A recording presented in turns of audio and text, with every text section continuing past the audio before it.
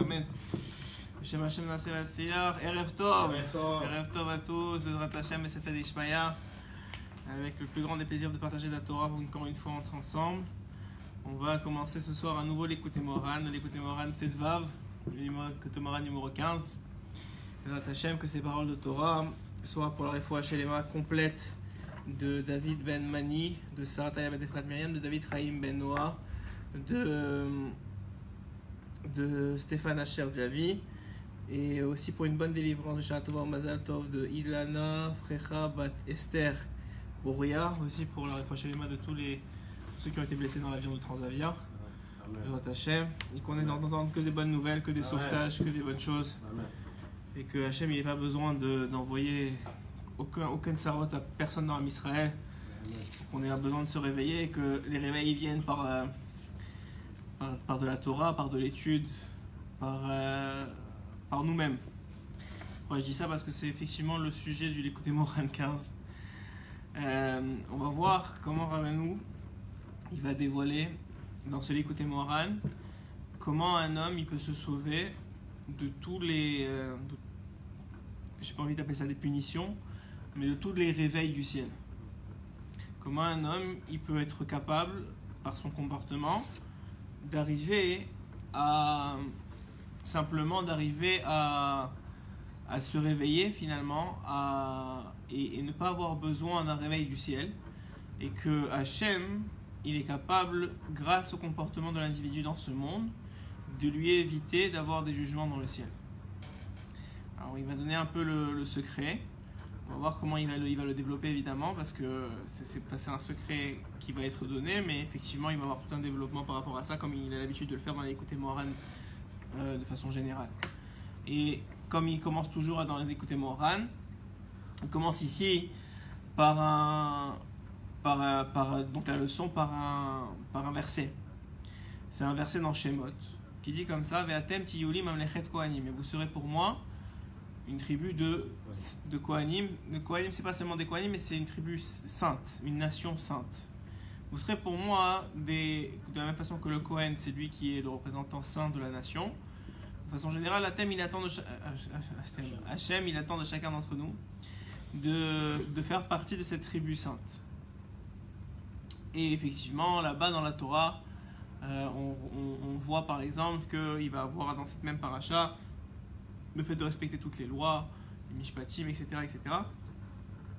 Mais ici, ça va être pris sous un autre angle par Rabbeinu Akadosh, complètement différent. Et là, ici, il va nous dire que Misherotze litam taram oraganuz, celui qui veut être capable de goûter à ce qu'on appelle le oraganuz. Le oraganuz, on en a parlé souvent, surtout pendant la fête de Hanouka.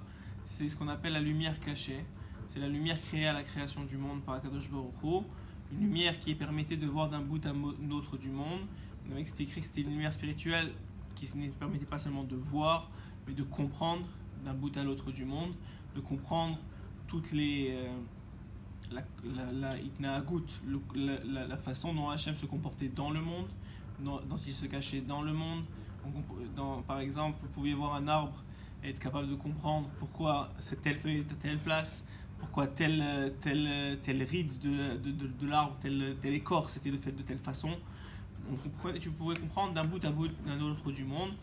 Ça veut dire que tu pouvais comprendre le comportement d'Akadosh Baruch Hu dans ce monde.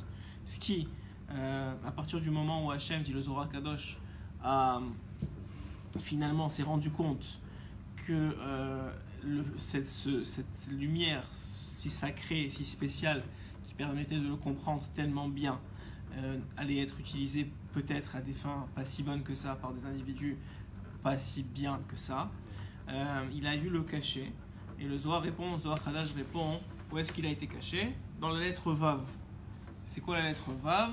Alors, ceux qui sont un peu familiers avec l'étude de Rabbeinu et de façon générale avec l'étude du Sod, ils savent que le Vav, qui est donc la valeur numérique 6, ça fait référence aux tables de la loi, donc à la Torah elle-même. Donc finalement, le Zohar nous dévoile que le Oraganuz a été caché à la création du monde dans la Torah. Dans la Torah elle-même, ce Oraganuz, cette lumière a été cachée. Et quelqu'un qui étudierait la Torah d'une certaine façon pourrait éventuellement dévoiler le Raganuz. On avait dans le cours de Hanouka dévoilé aussi que effectivement c'était aussi contenu dans les lumières de Hanouka. Haïnou, Sodot Torah. Donc voilà, il dit ici Rabbeinu, c'est quoi ce Raganuz? C'est les secrets de la Torah. Shid Galele Atid, qui va se dévoiler dans le futur. Tsarir, et pour ça, Tsarir la Alot Midat Ayira le Shorsha. Alors c'est bizarre parce qu'on avait commencé à peu près de la même façon le Likutei Moharan précédent, en parlant de ce qu'on appelle élever l'aspect de la crainte. Mais on va voir qu'ici, pour montrer combien une même parole peut être interprétée complètement différemment selon le Likutei Moharan, et que c'est un des 18 lalim, des 18 façons d'interpréter le Likutei Moharan, ou 18 règles d'interprétation du Likutei Moharan, qui dit qu'on ne peut pas en général passer d'un Likutei Moharan à un autre, dans certaines conditions. Et donc là aussi, finalement, on est... Bezrat Hashem, on est dans une situation où on nous dit Rabbeinu, si tu veux goûter, être capable de goûter au Raganus, tu dois être capable de monter la ira, de monter la crainte à sa source. Et on avait expliqué déjà dans l'autre Likutei Moharan que monter la crainte à sa source, c'est monter la crainte vers Akadosh Baruch Hu. La crainte, c'est-à-dire que de ne plus avoir peur de rien si ce n'est d'Hashem. C'est ça, monter la crainte à sa source. Alors on va voir exactement pourquoi il nous dit ça ici, qui est complètement différent de la dernière fois. J'espère qu'il y a un bon son, en tout cas je crois, et s'il y a quoi que ce soit, vous nous le dites, Bezrat Hashem. Uva meralin et aïra. Et pourquoi est-ce qu'on élève la crainte? Donc dire Rabbeinu, pourquoi je vous donne le conseil d'élever la crainte? Tu me dirais, parce que je veux recevoir le Raganuz. Ok, mais il y a des étapes. C'est pas juste tu élèves la crainte et tu reçois le Raganuz, il y a des étapes avant ça. Et on va dire Rabbeinu Akadosh, pourquoi est-ce qu'on doit élever la crainte? Donc Rabbi Nachman il dévoile Bifrinat Mishpat, ou comment plutôt, par quoi on doit élever la crainte. Et ici dans cet aspect-là, il faut utiliser le Mishpat, qui s'appelle le jugement. On a Bet Mishpat, quand vous allez dans le Bet Mishpat, si vous allez devant un juge, ouais. Donc il faut utiliser le jugement. Kemo Shekatouv, comme c'est écrit dans Mishlei, Meler be Mishpat Ya'amid Aretz. Comme il s'est écrit, un roi, donc Meler be Mishpat, un roi de justice, Ya'amid Aretz, c'est lui qui fait maintenir la terre. Qu'est-ce que ça veut dire? Ça veut dire que si Hachem il n'avait pas mis dans le système du monde de la justice, la terre serait détruite complètement. La justice, c'est elle qui maintient le monde. Un peu comme une société où s'il n'y avait pas de justice, eh ben, les fous de toutes les sociétés feraient n'importe quoi, voleraient, pilleraient, jetteraient des pierres, un peu comme il arrive dans certains pays malheureusement, encore aujourd'hui. Mais de façon générale, la justice, elle maintient le monde parce qu'il y a une certaine crainte, il y a une autorité, on sait que c'est géré. Et donc effectivement, ça aide l'autorité à être maintenue et ça aide la paix dans le royaume. Ici aussi, le verset dit Shlomo Ameler, il dit que un roi donc, qui fait la justice dans son pays, alors lui aussi il maintient la terre. Ve'eretz hu bechinat yira, et la terre, elle est donc de l'aspect de la crainte. Pourquoi? Parce que maintenant, quand on sait que effectivement il y a des lois et elles sont respectées et elles sont appliquées, alors effectivement, tu as une certaine ira quand tu vois une loi être appliquée. C'est un peu bête à dire, mais quelqu'un qui se fait arrêter par la police en excès de vitesse, ben, si il n'a pas réussi à faire ce travail-là de monter la crainte vers Hachem directement, tout de suite, le réflexe normal, c'est d'avoir des palpitations, d'être stressé, d'être angoissé. Pourtant, qu'est-ce qui va arriver finalement? A priori, au pire du pire, il aura un ticket. Mais il est dans une angoisse. Pourquoi? Parce qu'il y a une crainte de l'autorité qui s'installe. Ça veut dire quoi? Ça veut dire donc on a dit que la terre c'est un aspect de la crainte. C'est-à-dire qu'un homme, et c'est ça le secret, c'est le secret de ceux de Likutei Moharan en tout cas, qu'un homme il doit être capable de juger toutes ses actions. Comment? D'abord il va le prouver, comme c'est écrit dans la Torah.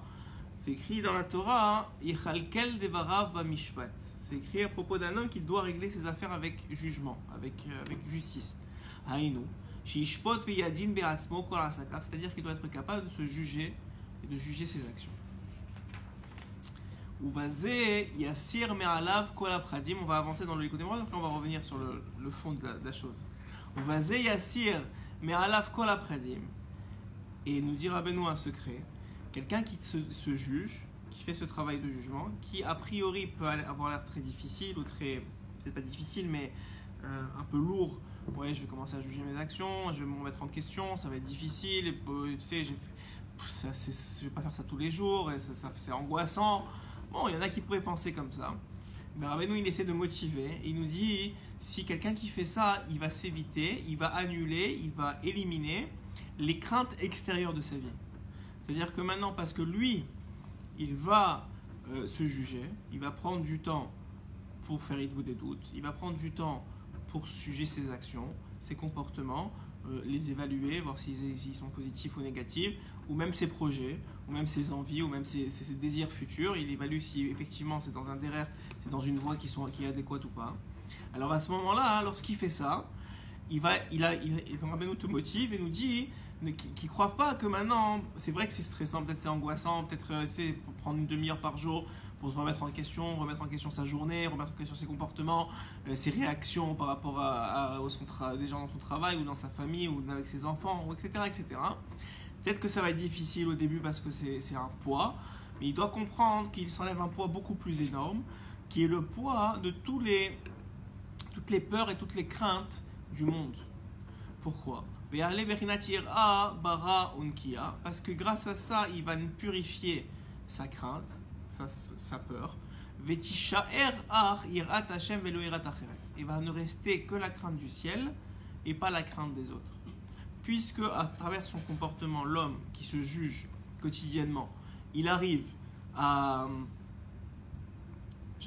à montrer à Hachem qu'il comprend que toutes les actions de ce monde, que tous les comportements, que toutes les relations qu'il peut avoir dans ce monde ne sont que soit une façon positive de se comporter vis-à-vis d'Akadosh Baruch Hu ou une façon négative de se comporter vis-à-vis d'Akadosh Baruch Hu, et qu'avec ça, il arrive à faire le jugement, c'est-à-dire à évaluer, ouais, ici j'ai été bon, ici j'ai été moins bon.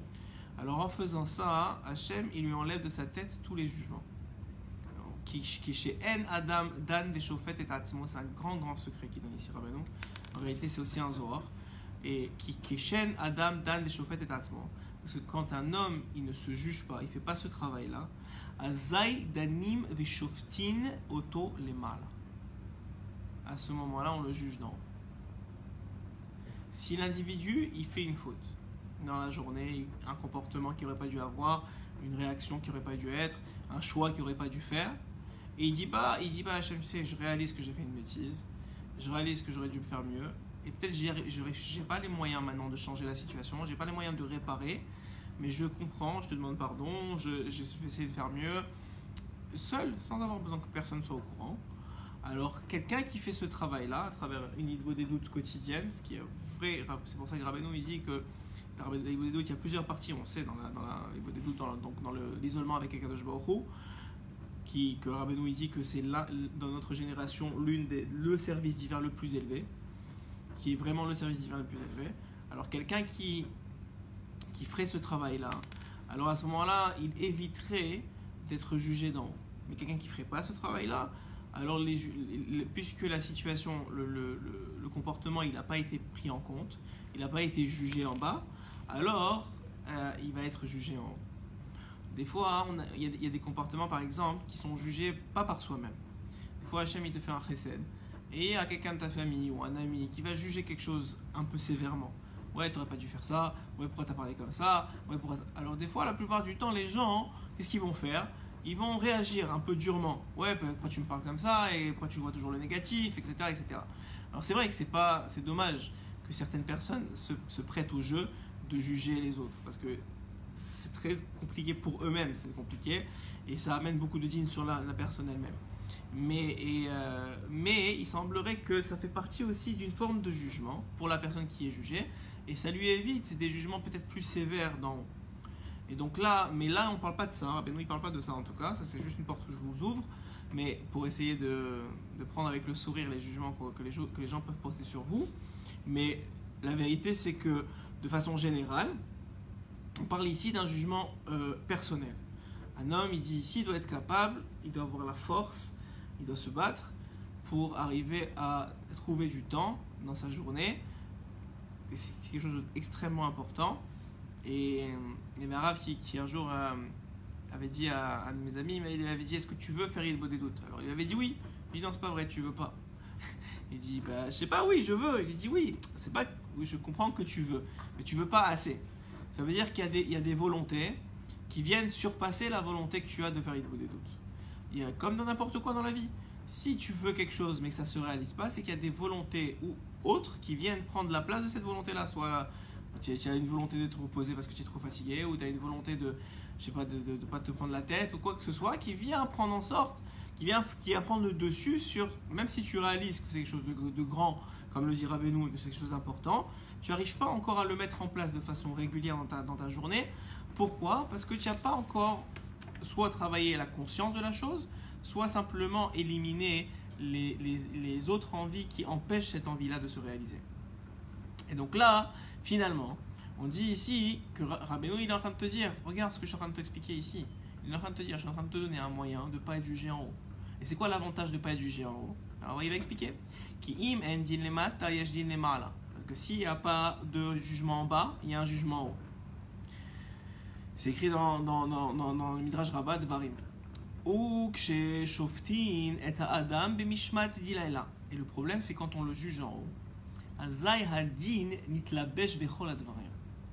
À ce moment-là, le jugement qui a été décidé en haut va s'habiller dans toutes les choses de ce monde. Et tous les événements, toutes les choses de ce monde vont être des envoyés de Dieu. Pour assurer que le jugement qui a été décidé en haut soit établi en bas. Alors, je ne veux pas faire peur à personne, mais c'est une Gemara, il faut la connaître. Ce serait mensonger de ma part de l'omettre, même si moi-même elle me fait un peu peur. Mais c'est une Gemara, c'est en fait une Gemara qui est rapportée dans deux endroits différents, une dans Ktubot, à la page 30b, et une dans Sota. C'est à peu près la même Gemara qui parle de ce qu'on appelle le principe de Mida Keneged Mida.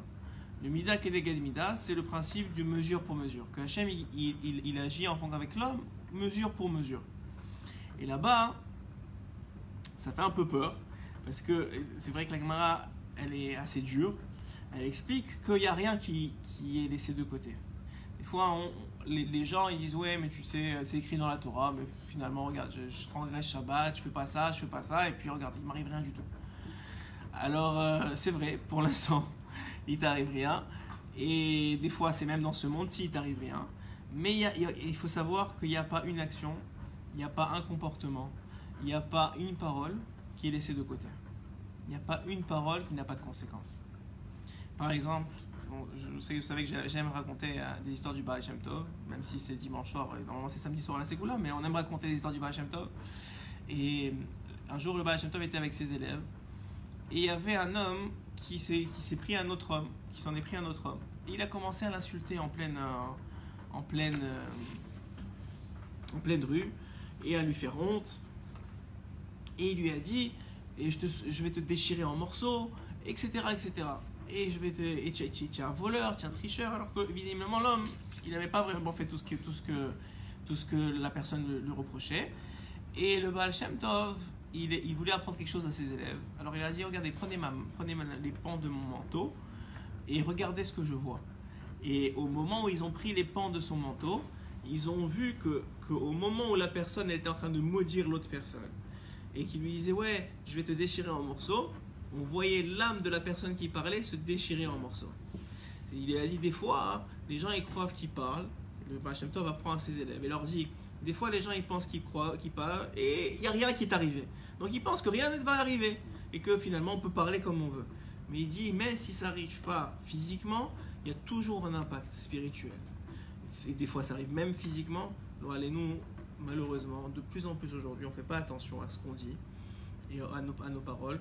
Et Rabbi Yehuda il en parlait un peu aussi Shabbat, et c'est vraiment, c'est très très très vrai de dire que Béhémet, on est dans une génération où on ne fait pas attention à ce qu'on dit, où des fois on maudit même ses propres enfants, où on parle mal, on les insulte, on dit des choses qui vont pas. Oh mais c'est pas grave, oh c'est mes enfants, ou c'est ma femme, ou c'est mon mari. Mais il faut savoir que c'est pas comme ça que ça marche dans le ciel, que chaque parole, surtout la parole d'un juif, puisque toute la force d'un juif elle est dans sa bouche, Donc la parole d'un juif, elle a un impact extraordinairement important. Et même si on ne le voit pas avec nos yeux, l'impact, il est quand même là. Et quelqu'un qui dit « Ah, mais je vais te tuer », ah, ou bien oh, j'en ai marre de toi, ou mais n'importe quoi de ce genre-là. Alors il faut savoir que même si malheureusement vous n'avez pas fait exprès, vous étiez sous l'emprise de la colère, et ben, cette parole-là, elle a un impact très très puissant dans le ciel. Et même si Bezrat Hashem, il n'y a pas d'impact physique que vous voyez, il y aura toujours un impact, mais que même si vous ne le voyez pas. Et donc c'est pour ça qu'il faut faire très attention, un, faire tchouva sur tout ce qu'on a dit, et deux, faire très attention des paroles qui sortent de notre bouche, en particulier quand on est en colère, puisque le Zohar il explique que qu'est-ce qui se passe quand un homme il est en colère. Le Zohar dans Parashat Tetzavé, justement la parashat de la semaine dernière, il explique que quelqu'un qui est en colère, alors on n'a pas le droit de le regarder, c'est pas bon de le regarder. Le Zohar explique pourquoi. Alors il explique que quand un homme il se met en colère, sa neshama, elle le quitte. Et puisqu'un individu, il n'est pas capable de vivre sans neshama, parce que si elle le quittait vraiment complètement, ben, il mourrait sur place, parce que sans neshama, il n'y a pas de vie.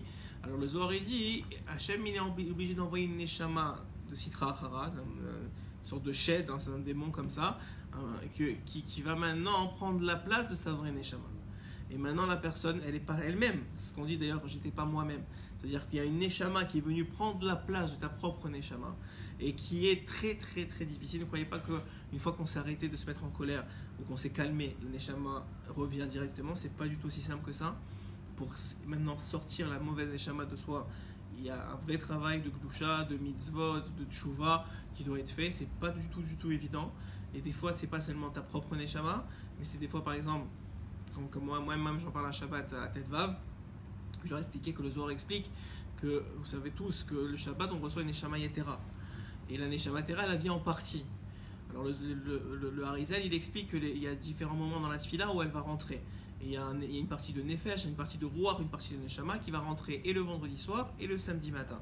Là, par exemple, la partie de Nefesh le vendredi soir elle va arriver à Boïkala. Quand on fait Boïkala, c'est pour ça qu'on est debout, on dit Boïkala, Boïkala. Le troisième Boïkala rentre la partie de Nefesh. Et à ce moment-là, il est bon de penser au moment de Boïkala que tu reçois maintenant la partie Nefesh de Yetera, donc la supplémentaire que tu reçois pour Shabbat. Après ça, juste avant le schéma, donc Baruch Shem Kevama donc avant le schéma, là rentre la partie de Ruach. Ensuite de ça, au moment où on va faire Ashkivenu. Donc à la fin du schéma, va rentrer la partie de Neshama. C'est pour le vendredi soir. Le samedi matin, c'est au moment de Neshama Kol Chai, au moment de la Hamida, et ensuite au moment de Hayé. Lorsqu'on crie Hayé, c'est la partie Neshama qui rentre. Donc c'est un peu technique, mais c'est pour dire qu'on reçoit des parties supplémentaires de Neshama pendant Shabbat qui vont nous quitter après Shabbat. Mais ces parties de Neshama, elles peuvent être bonnes comme elles peuvent être mauvaises, en fonction de qui on est. Et de qu'est-ce qu'on a fait dans la semaine. Est-ce qu'on s'est, en particulier, dit le Zohar Kadosh, est-ce que la personne s'est énervée dans la semaine? Parce que quelqu'un qui s'est énervé dans la semaine, il ne peut pas recevoir la Neshama d'un Tzadik le Shabbat, même si c'est Shabbat. Il ne peut pas recevoir maintenant quelqu'un qui va l'aider à faire des mitzvot. C'est au contraire quelqu'un qui va l'amener plus bas et qui va participer à son énervement du Shabbat ou à son mécontentement du Shabbat ou sa tristesse du Shabbat. Et donc c'est pour ça qu'il faut faire très attention dans ces comportements. Et des fois, pas des fois, 99% des choses on ne les voit pas. 99% des choses, c'est en dessous de l'iceberg, c'est en dessous du niveau de l'eau. Nous, on voit 1% et on dit ouais, bon, c'est pas si grave, écoute, j'ai pas vu les conséquences. Mais les conséquences, elles sont toujours là. Il n'y a pas une action, il n'y a pas une parole, il n'y a pas quelque chose qui est arrivé qui n'a pas une conséquence. Si ce n'est que tu as fait tchouva dessus et que Hachem il a dit bon, c'est bon, on efface. Le principe est la tchouva elle prend des fois des formes très compliquées, des fois c'est des souffrances, des fois c'est difficile, des fois c'est pas évident de faire tchouva comme ça sur une chose.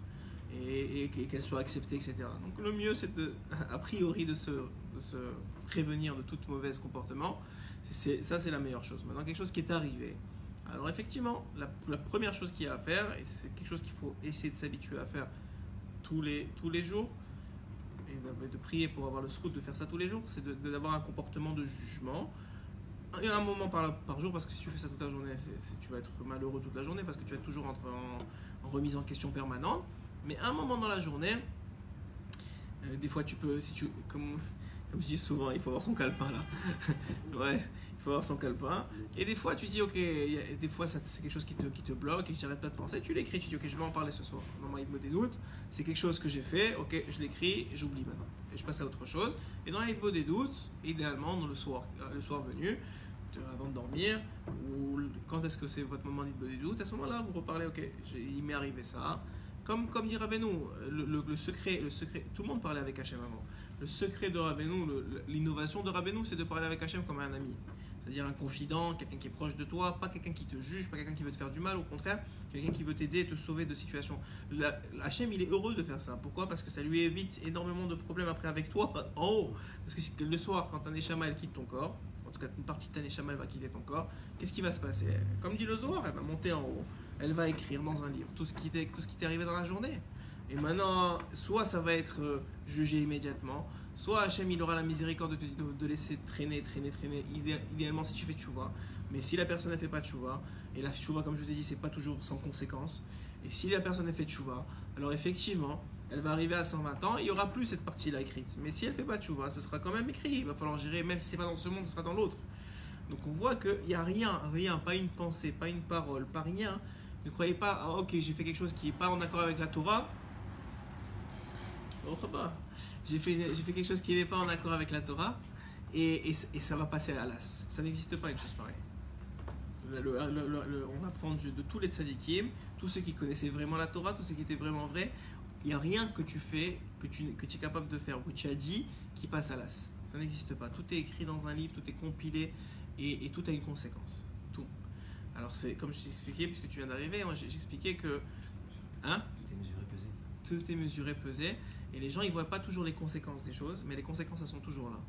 Alors, des fois, c'est des conséquences spirituelles qui ne sont pas visibles. Des fois, c'est des conséquences qui sont réservées dans l'Olam Haba. Des fois, c'est des conséquences qui sont cachées dans les événements de ta vie. Et que tu n'as pas fait le lien. Mais il y en a toujours. Toujours. Il n'y a rien qui passe à l'as parce que sinon, ça ébranle le système de justice de ce monde-ci. Donc, le principe, il est quoi? Alors, juste puisque tu viens d'arriver, le principe, il est que Rabbeinu, il donne le conseil extraordinaire. Mais c'est un conseil très difficile aussi, de se juger tous les jours. Un homme, il doit se juger tous les jours. Pourquoi? Parce qu'ils disent que le Zohar, il dit aussi que qui im en din les matas, s'il n'y a pas un jugement en bas, il y aura un jugement en haut. Mais si tu veux te sauver du jugement en haut, alors tu dois te juger en bas. C'est-à-dire qu'un homme qui prend 5, 10 minutes, 15 minutes, 20 minutes chaque jour pour se juger, pas toute la journée comme j'ai dit parce que sinon ça va l'affecter profondément parce que c'est quelque chose qui est difficile sur soi, c'est une partie qui est pas très drôle de voir tous les défauts et tous les comportements pas parfaits qu'on a eu. Alors au fur et à mesure de la journée, s'il ne veut pas y penser, on l'écrit sur un carnet et à la fin de la journée il arrive avec tous les comportements qu'il n'aurait pas dû avoir, il fait le bilan, pourquoi je les ai eus, pourquoi je les ai pas eus, excuse-moi même s'il n'a pas les solutions maintenant et que peut-être il va les refaire demain, mais au moins il est dans une prise de conscience. C'est une remise en question. C'est une remise en question, ouais. Permanente, dans le sens de tous les jours. C'est un vrai travail et c'est très difficile. Alors, la vérité, la plupart des gens, ils arrêtent ou ils commencent et ça ne tient pas. Pourquoi? Parce que c'est angoissant au début. Mais ce que Rabbeinu, il te motive, ce qu'on disait, c'est comment il te motive, c'est qu'il te dit si tu fais ça, tu vas t'éviter toutes les autres peurs et toutes les autres angoisses de ta vie. C'est-à-dire que les autres angoisses et les autres peurs, elles ne viennent que parce que tu n'as pas fait ça. C'est marrant parce qu'on disait l'histoire de Baal Shem Tov samedi soir, on disait comme quoi qu'en fait une fois il y avait une histoire avec Baal Shem Tov, il est arrivé devant un malade et il lui dit, il a vu qu'il était très malade, il lui dit il faut que tu te confesses. Ah. Parce que le fait de se confesser ça fait une sorte de métaken, genre. Et lui, ouais, Vido Isvarim. Exactement, et lui il a dit non parce qu'elle était tellement forte cette faute qu'il voulait pas. Il a tenu jusqu'à il est mort. Non, il est mort comme ça, mais il est mort dans d'horribles souffrances. Parce qu'il voulait pas se confesser. Exactement. Et il dit que Baal Shem Tov. C'est une belle histoire, ça rentre exactement dans ce qu'on a dit. Et les catholiques ils ont pris ça parce qu'en fait, oui, confesse-toi, tu seras pardonné. Ouais, ça c'est l'aspect un peu. C'est pour ça que c'est abîmé aussi.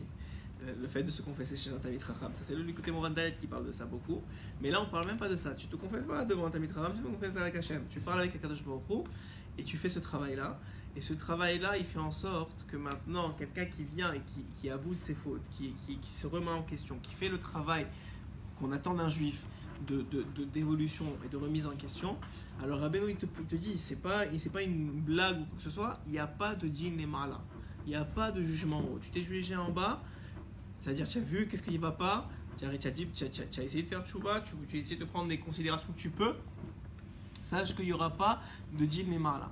Tous les problèmes ils commencent à arriver quand tu fais pas ce travail là et que maintenant à la fin de la journée toi tu dors et ta neshama elle monte et elle écrit tout ce que tu as fait et dans ce que tu as fait il y a des choses que dont tu n'as pas parlé dans la journée ou tu n'as pas pris le temps de te remettre en question par rapport à ça. Alors sur ça Hachem il est obligé de faire un jugement et sur ce jugement là alors des fois comme j'ai dit il va juste le retarder. Il va dire aux accusateurs qui ont été créés par les fautes, parce que chaque chose elle crée un ange. Donc les anges qui ont été créés par les fautes, il va leur dire attendez, débrouillez-vous avec le tzaddik ou avec quelqu'un d'autre en attendant. Mais des fois, il va dire ok, alors le jugement il va être appliqué. Alors on arrivait dans la partie un peu dure de la Gemara. On avait dit que dans Ketubot c'est écrit, et même dans Sota aussi c'est écrit comme ça. C'est une Gemara qui fait un peu peur, donc je n'aime pas trop faire peur, mais je suis obligé de le dire parce que c'est une vraie Gemara, c'est une Gemara Meforesh, c'est dans 2 endroits de la Gemara. Et là-bas, elle dit que quelqu'un, par exemple, elle donne des exemples. Elle dit que quelqu'un, par exemple, vous savez qu'il y a différentes punitions de mort. Ouais. C'est-à-dire quelqu'un qui serait Chayav Mita, ouais, donc parce qu'il a fait une faute qui mérite, selon la Torah, la punition de la mort. Il y a différents types de morts. Il y a la skila, c'est-à-dire la skila, c'est comment on appelle ça, la lépitation, ouais, il y a le fait il y a la pendaison, enfin il y a plein de morts, c'est pas des sujets très florissants, ouais, très gentils, mais bon, il y a différents types de morts. Et dit la Gemara, ne croyez pas, un homme il croit, il est réel ce qu'il a, alors il croit ça y est, bon c'est pas grave, c'est pas arrivé aujourd'hui, c'est fini. Et dit la Gemara que quand un homme il est réel ce qu'il a, alors Hachem il a des moyens. J'aime pas dire ça parce que c'est vraiment dur, mais c'est la Gemara qui le dit. Il y a des moyens. Il y a un homme qui tombe d'un toit. Ça aussi, c'est Chayav Skila, elle dit la Gemara. C'est la bite dans notre génération de Chayav Skila. Ou quelqu'un qui a un accident de voiture. C'est aussi un habit de Chayav Skila. Ou quelqu'un elle dit la Gemara qui est victime d'une mort violente. C'est aussi Chayav Skila. Alors elle dit par exemple pour quelqu'un qui se noie, c'est Chayav, c'est l'étouffement. C'est créer un pendaison. Alors maintenant, on va pas devenir fou, parce que j'aime pas devenir fou. On va pas dire tout celui qui est tombé d'un toit, c'est parce qu'il était réel ce qu'il a. On peut pas dire ça. Et on peut pas dire non plus que tout celui qui est réel ce qu'il a, il va tomber d'un toit. Parce qu'il y a beaucoup d'aspects qui rentrent en jeu. Les mérites des pères, les autres mitzvot qu'il a fait. Hachem, comment il voit son tikkun. Est-ce qu'il peut attendre, il peut pas attendre. Est-ce qu'il attend de faire tchouva, il va pas attendre. Il y a plein de choses qui rentrent en compte. Mais juste pour vous dire qu'il y a un concept comme ça dans la Gemara, très clairement, que Mida Keneged Mida, un homme il fait quelque chose, il a une conséquence à ça. Cette conséquence, ne croyez pas, c'est parce qu'aujourd'hui il n'y a plus de Beddin. Alors s'il y avait un Beddin à l'époque, il avait été pris, alors il aurait été Chayav ce qu'il a. Aujourd'hui aussi, Hachem il a ses voies pour faire en sorte qu'il y ait d'autres Chayav ce qu'il a. Et il faut savoir que c'est pas une mauvaise chose. Laura, allez, nous disons un exemple. C'est compliqué de parler de ça, mais on va y arriver. Donnons un exemple. Quelqu'un qui veut mettre Chayav ce qu'il a, on va dire un truc très simple. Nous, on ne connaît pas les plans de Dieu. Mais on va dire quelqu'un, c'est clair. Le Baal Shem Tov, il t'a dit, celui-là, il était Chayav. Tu vois quelqu'un tomber d'un toit, et le Baal Shem Tov, il est à côté de toi, il dit, celui-là, il était Chayav Skila. Et il est tombé d'un toit parce que Hachem, c'est comme ça qu'il a géré son compte. Ok? Alors toi, tu dis, waouh, quelle punition, c'est catastrophique, mais Hachem, c'est un tyran, mais pourquoi il a fait ça? Ouais, tu dis ça comme ça. Mais toi, tu vois pas que cette personne-là, grâce au fait que maintenant, elle a expié dans ce monde-ci, elle est tombée comme ça. Donc maintenant, il va directement entrer au Olam Haba, parce que maintenant, il n'a pas de jugement, on ne va pas le juger, il a déjà pris sa punition ici. Donc c'est fini maintenant. La raison pour laquelle il devait être Chayav ce qu'il a, c'est même pas rappelé en haut. Parce que ça y est, c'est fini, il a réglé son compte. Ouais, il a réglé son compte ici. Et une fois qu'il a réglé son compte, alors maintenant il pouvait rentrer. C'est comme par exemple sur Avshalom. Avshalom, le fils de David, il a voulu tuer son père. Il est mort avec ses cheveux, à cause de ses cheveux, parce que c'était une question d'orgueil qu'il voulait prendre la place de son père, parce qu'il était très beau, etc., il était nazir. Donc il est mort à attraper, ses cheveux ont accroché, dit la Gemara, dans Maseret Sota, ils ont accroché, il était en train de s'enfuir, ils ont accroché un arbre, et ses cheveux se sont accrochés. À ce moment-là, il aurait pu les couper et s'en aller. Il a vu que c'était la volonté d'Hachem que ce soit comme ça, il a compris qu'il allait fauter, il est mort comme ça. Okay. Mais là-bas, la Gemara elle explique que c'est pas une punition, c'est que ça l'a sauvé, parce que sinon, pour l'éternité, il aurait dû payer pour. Donc c'est vrai qu'on n'a pas les yeux pour voir, c'est vrai que c'est des sujets très délicats, que surtout quand on parle de tsarot, on veut que personne ne lui arrive quoi que ce soit, et que Béhémet, on fasse chouva, mais c'est juste pour vous prendre conscience qu'un individu, il ne peut pas dire, et on ne peut pas se faire berner par notre Yetzirara, parce qu'on n'a pas les yeux pour voir, parce qu'on a, comme on a dit, juste le 1% de voir, se faire berner par notre Yetzirara, de croire, écoute, tu sais quoi, Hachem, il est vatran, Hachem, il n'y a pas de problème, Hachem, c'est pas la fin du monde, il va s'arranger. Alors, Rabbi Nathan, il explique dans l'écouté à la Chot, que comment on peut expliquer que Hachem, il est miséricordieux d'un côté, mais qu'il n'est pas vatran. Vatran, ça veut dire, il n'est pas, comment on dit vatran? Il n'est pas, c'est pas un frayeur, c'est pas... Il ferme pas les yeux, quoi. Il ne croit pas que c'est quelqu'un, tu vas lui mettre c'est un juste, tu lui mets un billet dans la poche et c'est fini. Ça marche pas comme ça. S'il y a quelque chose de fait, il y a une conséquence. Mais d'un autre côté, tu dis qu'il est miséricordieux. Alors Rabbi Nathan, il dit quelque chose d'incroyable. Il dit, il est miséricordieux dans ce monde, il n'est pas vatran dans l'autre monde. Qu'est-ce que ça veut dire? C'est-à-dire, tant qu'il est dans ce monde-là, il attend, il veut te donner des chances. Vas-y, fais tchouva. Regarde, je t'ai pas envoyé toute la punition. Je t'ai envoyé juste un ticket avec une voiture. Je t'ai envoyé un petit accident. Je t'ai envoyé un truc. Réveille-toi. Tu vois bien quelque chose qui va pas dans ton histoire. Moi, j'en vois pas des accidents stam. J'en vois pas que quelqu'un t'a pris en excès de vitesse parce que t'as fait un excès de vitesse. Il y a plus que ça. Et ça, c'est juste la pointe de l'iceberg.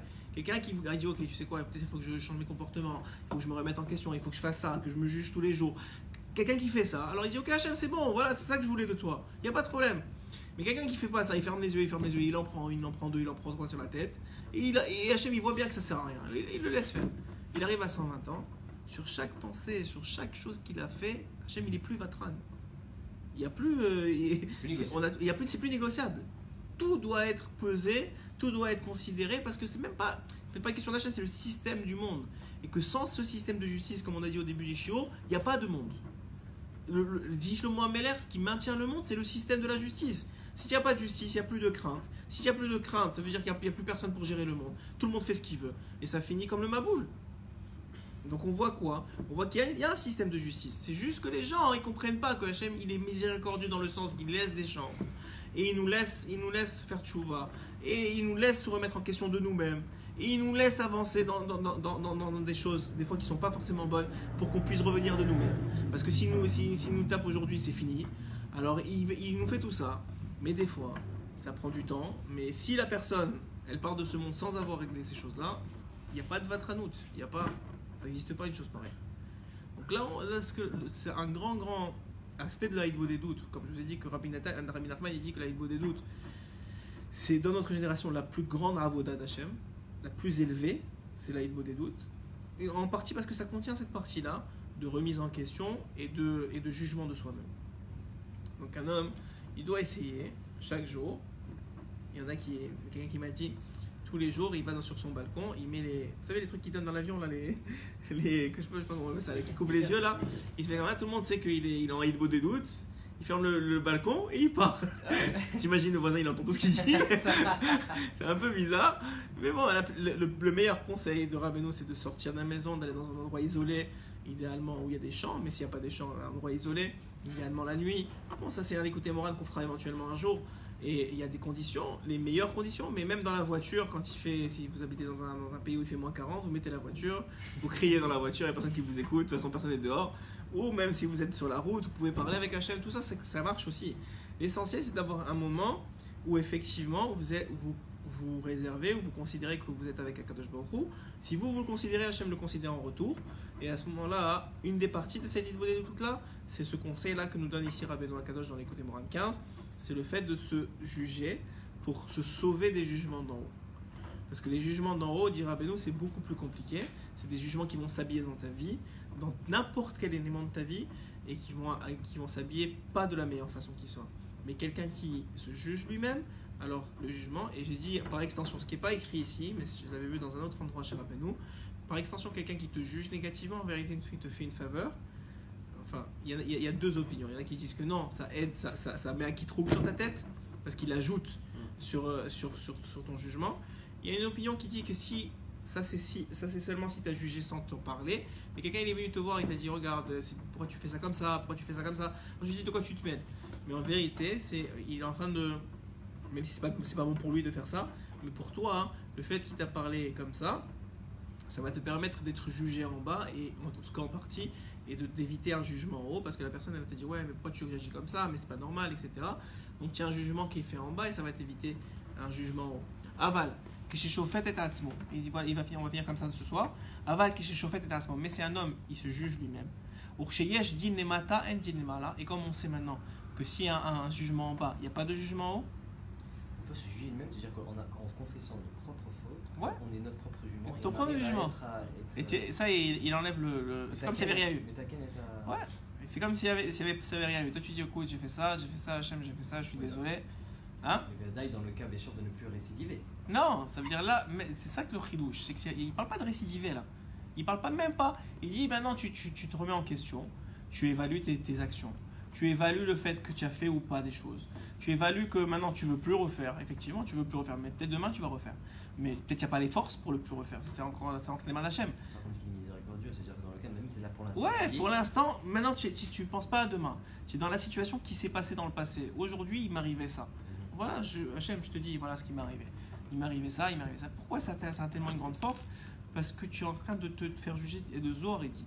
Tu es en train de choisir comme juge Hachem directement.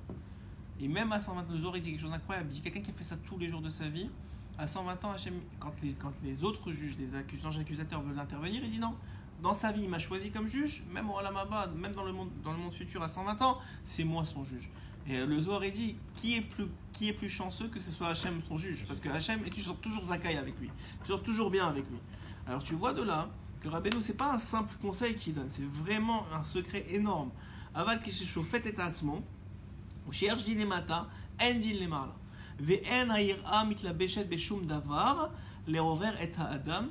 Et à ce moment-là, la crainte, la peur, l'angoisse, appelle ça comme tu veux, elle ne s'habillera pas dans les choses de sa vie, puisque le but de la peur, de l'angoisse de ton patron, de ta femme ou de ton mari, des maladies loin des choses comme ça, c'est seulement pour réveiller l'homme.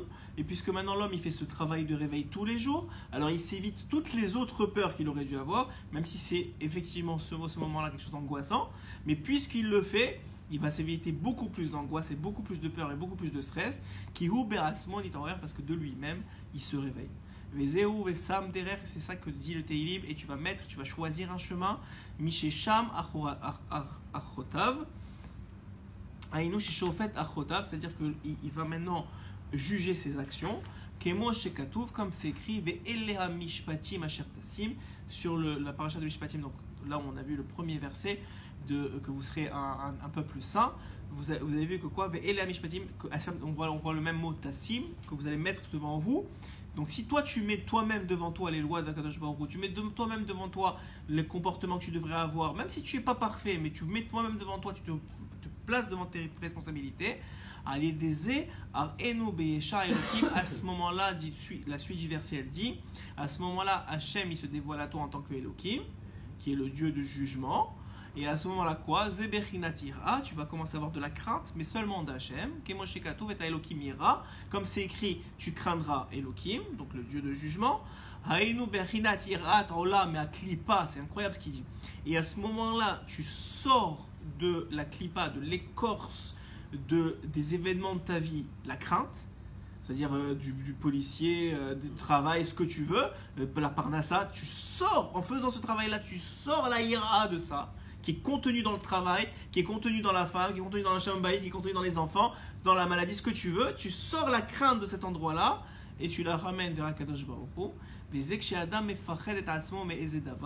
C'est pour ça que quand un homme en vérité il a peur de quelque chose, misar ou miganavim, que ce soit d'un massar, d'un prince ou de voleur ou shar pradim ou n'importe quoi qu'il a peur, zehu shair adit la beshet bezéadavar, c'est parce que la crainte elle s'habille dans cette chose-là. C'est pas que cette chose-là elle porte la crainte, c'est que la crainte de Dieu elle s'habille dans cette chose-là. Qui imlo hayat la besh shair bezéadavar, parce que si elle s'habillait pas dans cette chose-là, le hayat koar bezéadavar le afrit et adam, la chose elle n'aurait pas la force de faire peur à l'individu.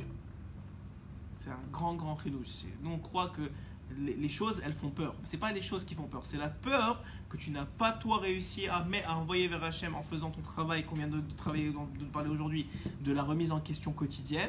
Puisque toi tu n'as pas fait ce travail-là, alors la peur elle s'habille maintenant, elle est là, elle est dans l'air, elle doit s'habiller dans des choses, alors elle choisit des choses et c'est seulement parce que cette peur-là elle n'a pas été utilisée correctement qu'elle va s'habiller dans les éléments de ta vie pour te réveiller. Mais c'est un homme combien s'il est chanceux, s'il arrive à appliquer ce conseil-là, combien il se sauve de problèmes dans sa vie s'il arrive à s'appliquer ce conseil-là, de remise en question une fois par jour, quelques minutes par jour. Bon, il parle de 1 heure, tout à l'Eid Bodéout, mais dans l'Eid Bodéout, il y a le remerciement, il y a les louanges, et il y a aussi ça, il y a aussi l'aspect de remise en question. Donc, combien un homme, s'il prend ce temps-là, il se sauve de tous les problèmes de sa vie, il se sauve de beaucoup de problèmes, et il arrive à ne pas être jugé en bas par lui-même, ce qui est incroyable. Comme Hachem, il est bon, il te dit ok, tu sais quoi, tu veux te juger, c'est bien, c'est mieux. Mais en vérité, ça, on le comprend. Si tu as un enfant qui vient te voir, il te dit papa, j'ai fait ça, et 5 minutes après, moi j'ai toujours cet exemple-là que je donne souvent, 5 minutes après, il y a son frère qui vient, je dis tu sais, j'ai vu mon frère faire ça.